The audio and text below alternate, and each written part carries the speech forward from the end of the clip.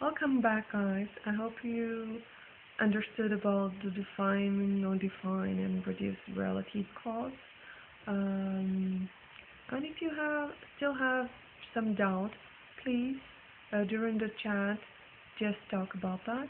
Okay, and it's gonna be my pleasure to explain. Okay, so let's keep going on. All right.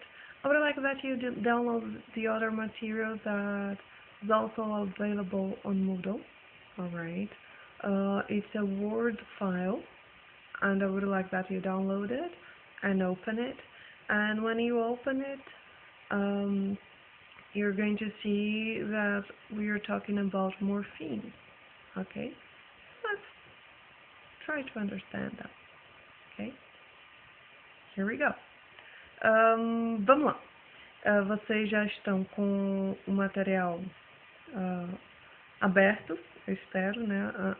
O arquivo do Word, certo? E aí tem um esqueminha que eu fiz para vocês entenderem basicamente quais são os morfemas que foram apresentados a vocês no livro, ok? No nosso livro, certo? Então, basicamente, a gente vai ter dois tipos de morfemas, que são os free morphemes e os bound morphemes. E a diferença básica entre eles é os free morphemes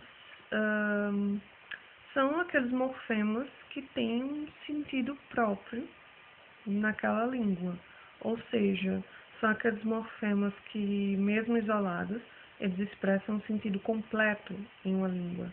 Por exemplo, car, dance, I, ok? Esses tipos de palavra, elas são free morphemes, porque não podem ser divididas em partes menores e que possuam um significado naquela língua. Em português nós temos a mesma coisa, cadeira, mesa, comer, dormir, certo? Você não consegue dividir esses morfemas em partes menores que tenham um sentido expresso em si, certo? Que é um pré-requisito do morfema, expressar algum sentido.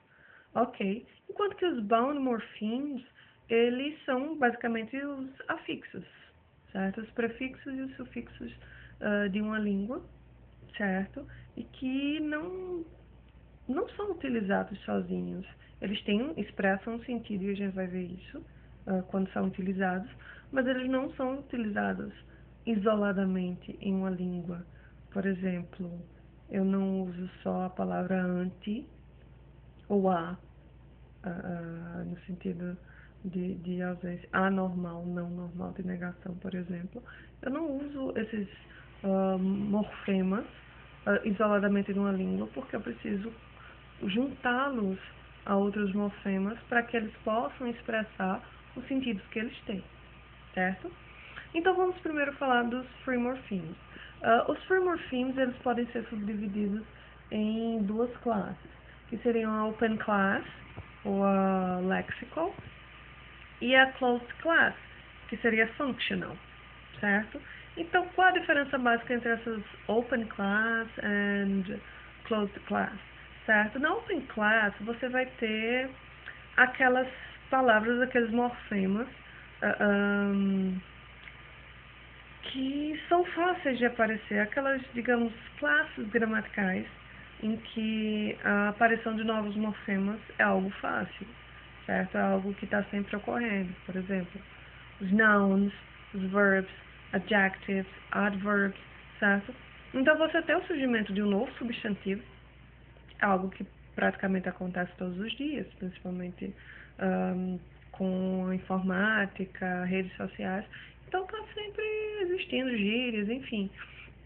Verbos também é a mesma coisa. Por exemplo, Google é um novo morfema, tem um sentido expresso em si. Pode ser um verbo e pode ser um substantivo, ok? A closed class são justamente aquelas classes gramaticais em que a aparição de um novo morfema é algo que leva anos, décadas, séculos, certo, para acontecer. É algo muito, muito raro mesmo de acontecer, e quando acontece leva mais muito, muito tempo. É o caso, por exemplo, das conjunções, conjunctions, articles, pronouns, prepositions, numerals, interjections, ok? Então, por exemplo, você tem um pronome pessoal, um pronome relativo surgindo. Você não imagina isso hoje, certo? Então, é algo que realmente demora muito a acontecer.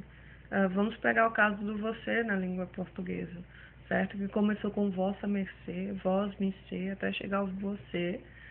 Até onde eu saiba, nem minha bisavó falava vós mercê. Então, você dá para perceber que são séculos até que essa mudança ocorra, certo? E até que o você virou ser na nossa ah, linguagem do dia a dia, né? Você tá onde, certo? Vou encerrar esse vídeo por aqui e eu vou gravar um outro vídeo sobre explicando os bound morphemes, ok? See you on next video.